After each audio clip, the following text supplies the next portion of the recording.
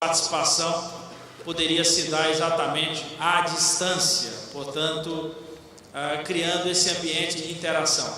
Mas é importante que a gente venha presencial. Primeiro, meu caro companheiro do Congresso Nacional, deputado Ângelo, presidente da Comissão de Educação da Câmara dos Deputados, e saudando também aqui o companheiro Oswaldo Barreto, secretário de Educação do Estado, alguém que já teve a oportunidade, inclusive a partir de uma lógica da própria Universidade Federal da Bahia, tentar trabalhar essa questão de expandir as tendas das barracas dessas nossas universidades, de maneira que elas pudessem chegar pelo ar, usando um dos novos mecanismos.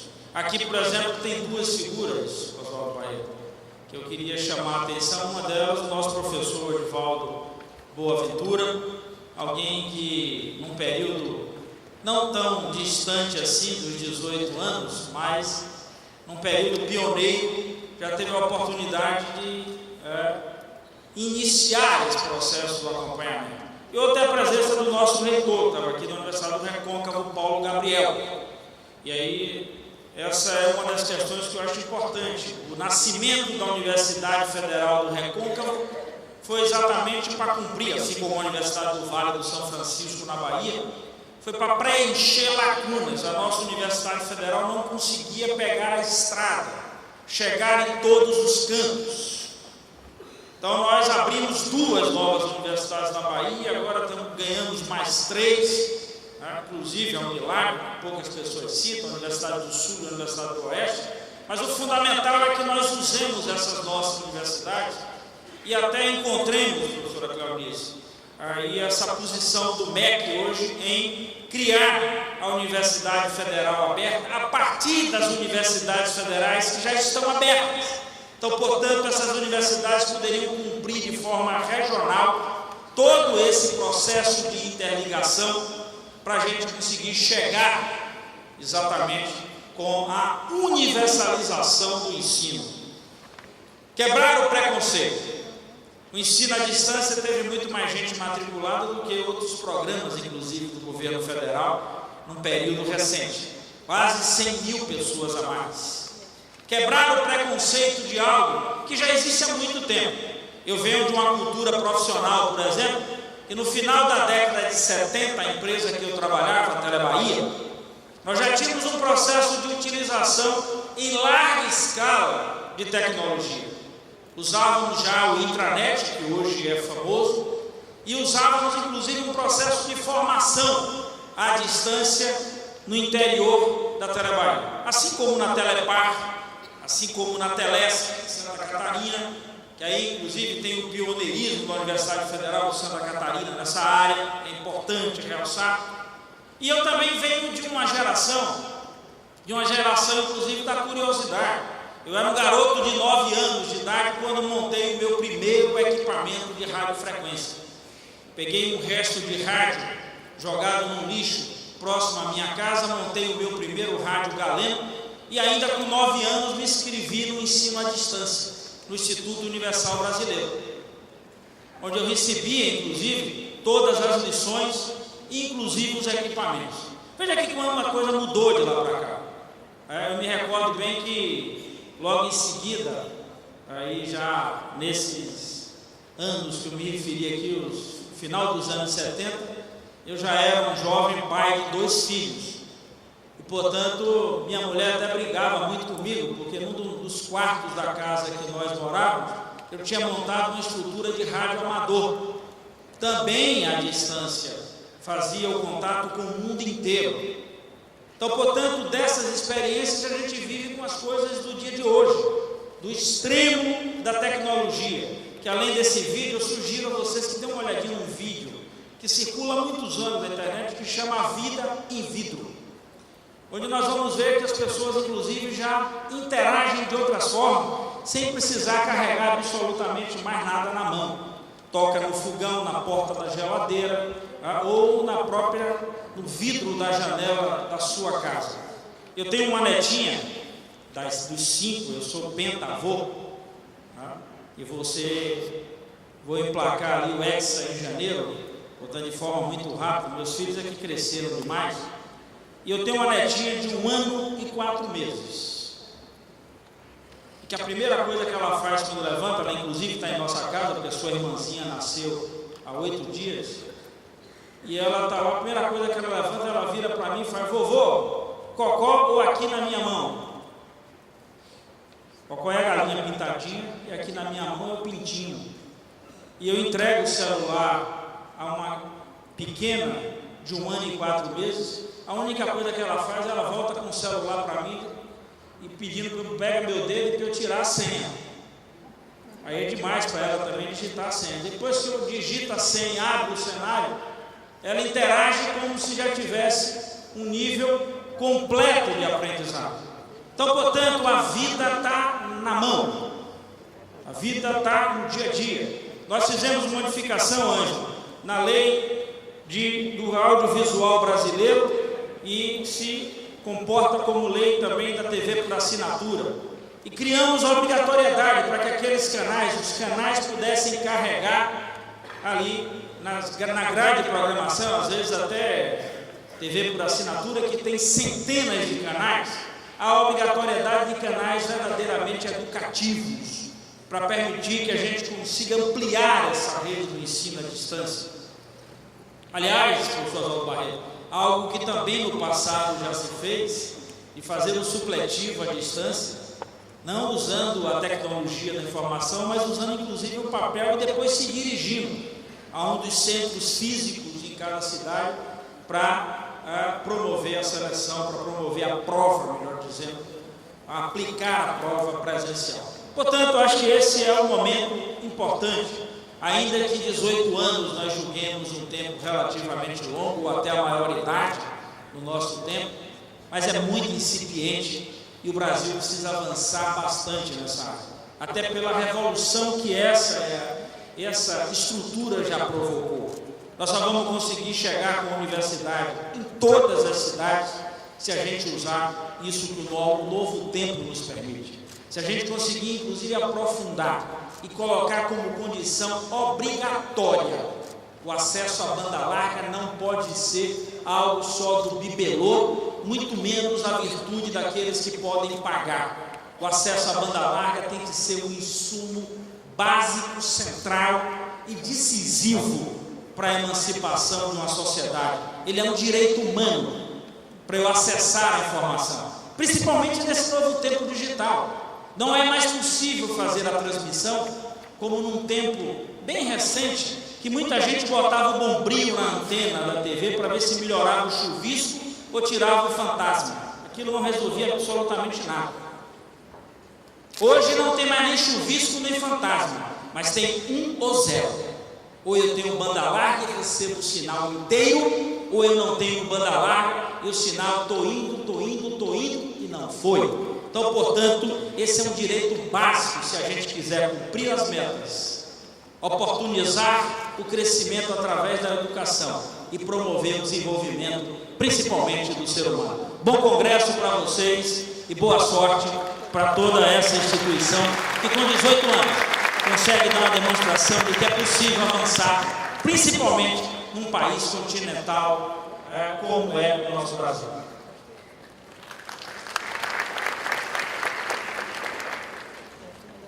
Deputado Ângelo Aguinolin, presidente da Comissão de Educação Técnica Profissionalizante e de Educação à Distância da Câmara dos Deputados.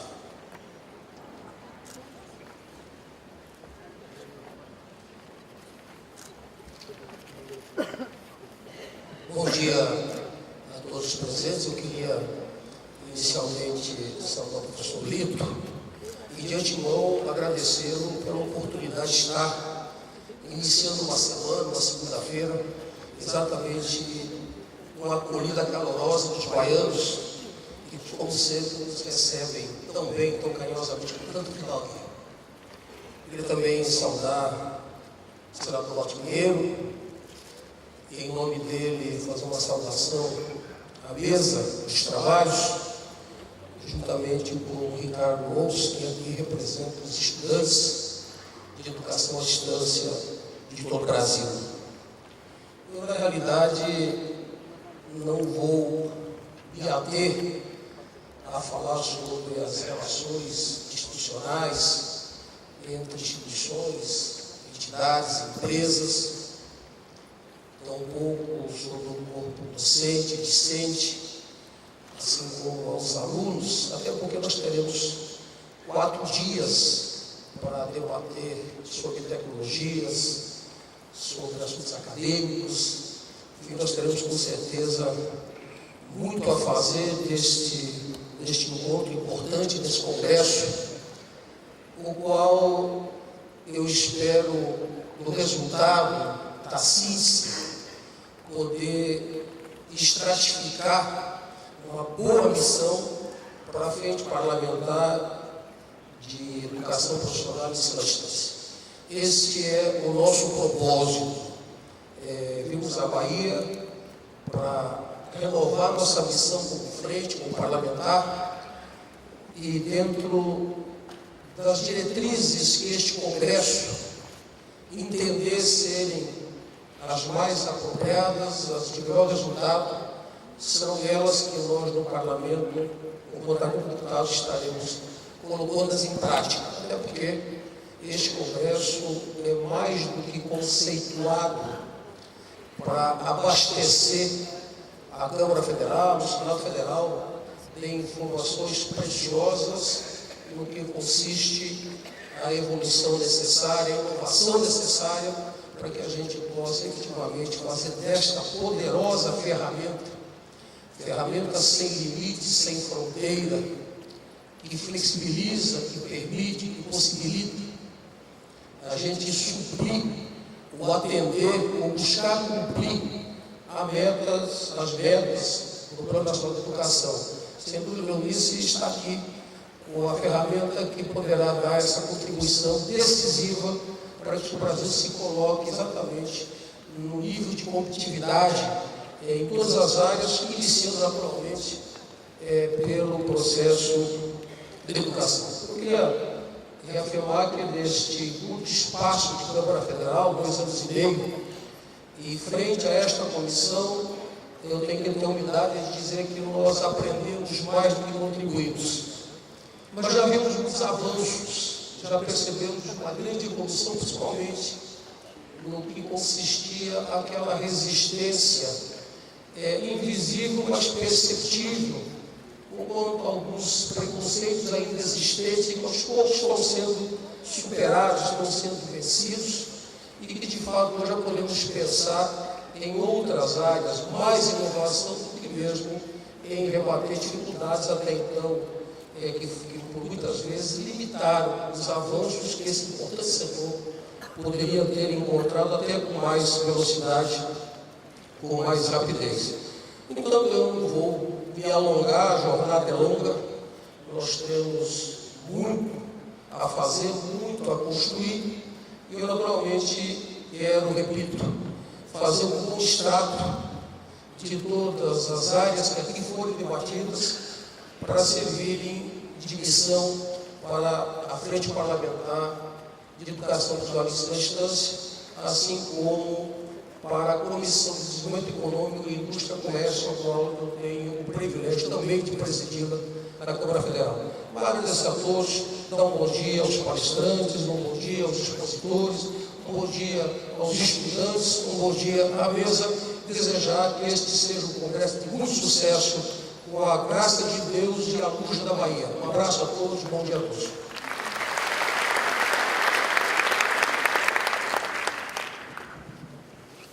Professor Stavros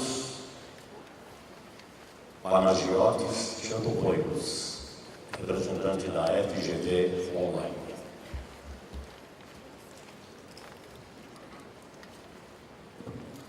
Bom dia a todos.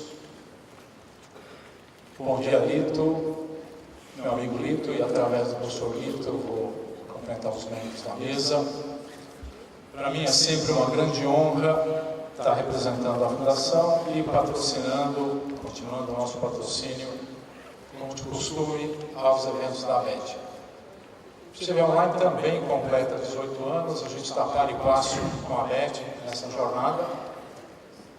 E eu não vou utilizar o meu tempo para ficar descrevendo o que o FGV Online traz de produtos, serviços e como está comprometido com a educação à distância. Isso vocês podem acompanhar e verificar lá no nosso estande. Eu vou utilizar o tempo de mesa e estou bastante emocionado com a composição dessa mesa dessa vez,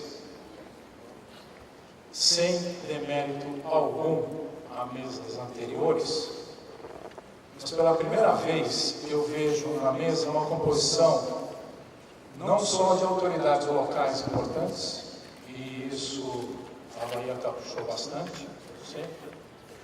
E, se permitem abrir um parênteses, eu tenho muito pouco tempo de férias na minha vida. Quando tenho férias no Brasil, eu sempre venho à Bahia, normalmente em Ilhéus. Ou vou à Grécia ver parentes, né? Então a Bahia é um lugar super especial para mim. E vai ser super bom para o Congresso, porque a energia da Bahia é algo muito especial, vocês vão ver. Mas voltando ao nosso assunto, chega um momento que a gente tem a oportunidade de ter representação do MEC importante, membros das áreas de regulação, Conselho Nacional de Educação, frente parlamentar, tanto do Congresso, de ambas as casas do Congresso. O deputado João Mourinho, eu tive a oportunidade de conhecer no início do trabalho, numa audiência que ele estava publicado, eu estava junto numa audiência do Serviço Social do Senado, quando eles estavam ainda resistentes a permitir que fossem contratados estagiários, né, da área de educação à distância, na época, 2011, na memória. E, coincidentemente, a temática do nosso congresso fala da gente, como profissionais na montagem de bons programas para termos bons resultados. E nunca respondi tantas entrevistas de repórteres me perguntando se ainda há preconceito em relação à formação à distância. Isso tanto em congressos, como em telefonemas de repórteres, etc. Então, a mensagem que eu tenho para a gente está na hora da gente não só aproveitar esse espaço para a gente confirmar e reafirmar que a gente tem que dar uma resposta definitiva em relação ao nosso trabalho, a importância que ele tem para o desenvolvimento do nosso país. Não tem mais como a gente imaginar, e me perdoem, todos que ainda imaginam porcentagens de participação da EAD na nossa educação presencial. Está na hora de a gente acelerar o processo de convergência da lei e pensar num modelo pedagógico único que introduza a tecnologia num modelo, seja qual for, presencial puro, à distância puro, ou dosado da forma como cada um queira dosá-lo. Isso não pode levar 1 ano, 10 anos, séculos, isso tem que acontecer rápido. Estão perdendo tempo, não tem como a gente ter um processo 01 de legislação. Não adianta a gente imaginar que as pessoas vão usar o smartphone ou tablet em fases. Use parcialmente as funções que o seu smartphone permite. Não dá para usar ele totalmente, que a legislação não deixa. É o que a gente está propondo em termos de uso da tecnologia na educação.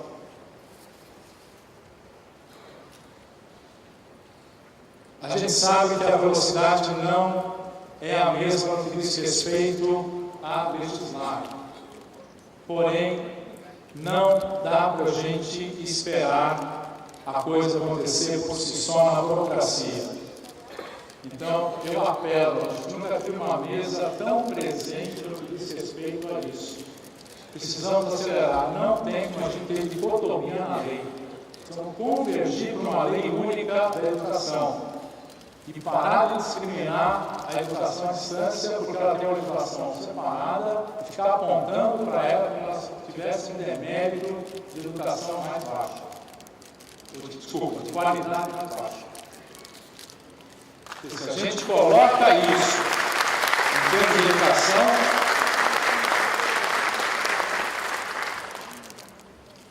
eu dou isso como exemplo. Eu aprendi juros compostos, faço um exercício e acerto a resposta. A hora que eu digo para alguém que eu aprendi à distância, ele não me contrata. Faz sentido isso para alguém? A forma com que a gente aprende não tem nada a ver. E é o que a gente faz, a gente discrimina isso. O mundo reconhece o que a gente sabe e consegue comprovar. E a gente se preocupa com o papel que está certificando algo que nem sempre a gente sabe que as pessoas conhecem.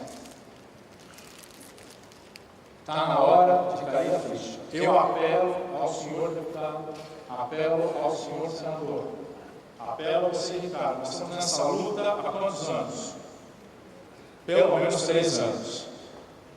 Todos nós aqui temos que começar a discutir isso com profissionais na área. O Brasil tem a EAD como instrumento de alavancagem da nossa cidadania. Não é o único instrumento, mas é o principal instrumento para a qualificação desse país. Vamos em frente. É um momento único que a gente tem. Começando agora, em 10 anos a gente avança muito. Vamos aproveitar esse momento, vamos mostrar para todo mundo o que a gente é capaz de fazer.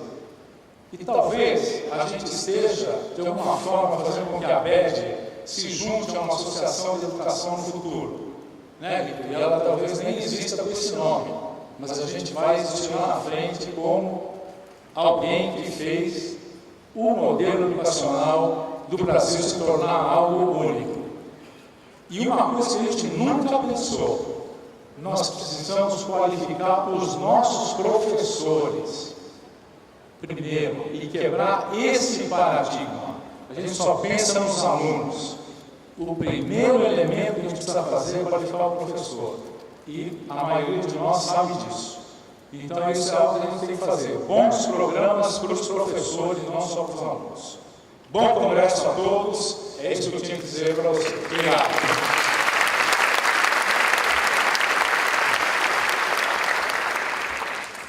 Professor Luiz Roberto Lisa Cury, representante do Conselho Nacional de Educação.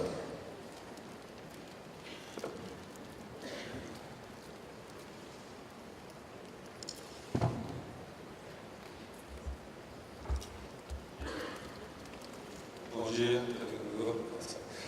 Bom dia. Professor Lito, presidente da ABED, professor Oswaldo Barreto, secretário de Educação, senador Walter Pinheiro, deputado Ângelo Anholim, senhora professora Irene Gazola, senhora Ana Beatriz, senhor Igor Gaio, senhora Paula Martini, professor Stavros, professora Brunice, professor Ricardo Rosso, professora Cláudia Cristina. Prazer imenso estar aqui, agradeço o convite da ABED, a interação possível e ampla que estabelecemos na ABED. O Conselho Nacional de Educação, como todos sabem, é um órgão do Estado brasileiro responsável por ordenar diretrizes gerais para a política de educação superior, educação básica, educação média. Portanto, é um colegiado que cada vez mais se debruça em torno das diretrizes essenciais para o desenvolvimento e para a ampliação da política pública de educação brasileira, no sentido de torná-la mais próxima do país, mais favorável ao desenvolvimento dos diversos setores que dependem do conhecimento. Nessa direção, nós recentemente organizamos uma comissão de educação à distância, que eu presido. Essa comissão vem desenvolvendo teses acerca da produção de novas diretrizes gerais para o desenvolvimento da EAD, uma comissão ampla para a qual convidamos inclusive representantes da ABED e pretendemos até o final do ano termos concluído esse trabalho. Né? principal entusiasmo, o principal estímulo nosso, de fato, diz respeito à consolidação da EAD como uma forma de autoaprendizado. Não é uma modalidade de educação superior, não se tem nem o que se dizer em relação à sua pertinência e sua presença, né? Mas ela traz consigo características que diferenciam positivamente. Por exemplo, é um exercício profundo de autoaprendizado, um exercício onde o aluno é vivamente solicitado a ser produtor do conhecimento. Ele tem que escrever, tem que ler, tem que decidir questões, tem que interagir a partir das suas reflexões. Muitas vezes a sala de aula impede ou propõe de maneira mais restrita essa interação. Por isso, também é muito relevante que nós tenhamos, em programas presenciais, interações dessa natureza que propõem espaços de produção intelectual para os alunos, né?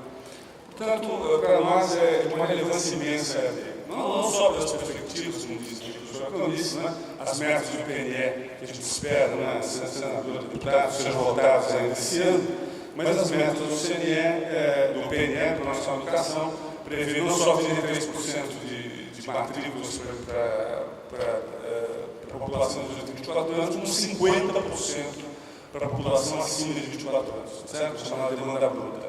Que não é uma meta fácil de atingir, obviamente, a expansão é necessária. Mas é importante que nós consigamos interpretar a expansão não só como um acúmulo de matrículas, né? E nem só como uma massividade, né? Quer dizer, produção de educação para massa, etc. A expansão deve sempre estar acompanhada de estratégias. E as estratégias são essenciais para que da expansão resulte o que mais importa, que são ingressos qualificados, competentes e aptos à sua inserção social no mercado de trabalho, né? Ou mesmo em áreas relativas à pesquisa e à docência. É essencial, portanto, que a expansão se dê pela qualificação dos seus egressos, que possamos medir a expansão pela saída e não pelo ingresso, né? Nesse sentido, a EAD é um espaço estratégico de desenvolvimento, não só pela forte participação dos alunos no processo de aprendizado, como nós já falamos aqui, mas pela interiorização que ela propõe, que ela dispõe, né? Afinal de contas, a presença da EAD distribuída em polos pelo país é de uma importância absoluta, de uma importância imensa, não só pelo contato direto do aluno com o seu meio, com as suas perspectivas de desenvolvimento profissional e com o entendimento de utilização do conhecimento adquirido, não é, na atuação profissional, como também um fator de desenvolvimento para essas localidades, certo? Uma política de interiorização da educação superior não seria tão bem feita quanto é o processo de expansão do EAD, graças à sua perspectiva de crescimento por meio de forte apoio presencial, que é imprescindível nesse processo de expansão. É imprescindível não só pela interação do aluno, não é? E pelos espaços que o aluno dispõe para exercitar o seu autoaprendizado, para constatá-lo, para poder avaliá-lo, etc., como também para o desenvolvimento das regiões onde a EAD atua. Né? Quer dizer, o apoio presencial tem essa outra face de propor um espaço de informação e conhecimento relevante e muitas vezes o único exclusivo espaço de informação e conhecimento em muitos municípios e muitas regiões do país.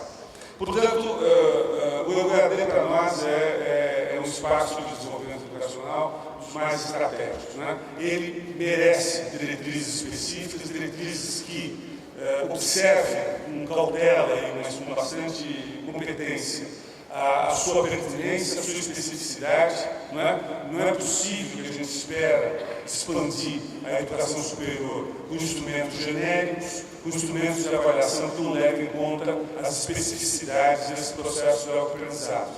Não é possível que nós tenhamos a pretensão de avaliar algo de forma distinta do que ele se desenvolve, do que ele representa.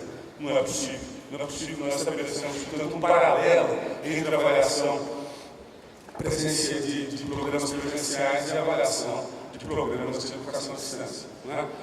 A avaliação da educação à distância me permite muito mais complexa, muito mais, digamos assim, ampla e depende de estudos mais aprofundados que o Conselho Nacional de Educação nesse momento está realizando, inclusive em conjunto com a SES e com o INEP, para que nós possamos, digamos assim, construir um processo de avaliação que tenha em si essa perspectiva de regulação também, que tenha essa perspectiva, não é, de aproximar, de validar o EAD como um forte fator de desenvolvimento social e econômico do país. A regulação e a avaliação deve estimular, ela deve buscar a competência dos processos propostos. Não é? A avaliação e a regulação deve corrigir o que significaria o ensino de massa para o ensino de qualidade. Não é? Quer dizer, a quantidade aí não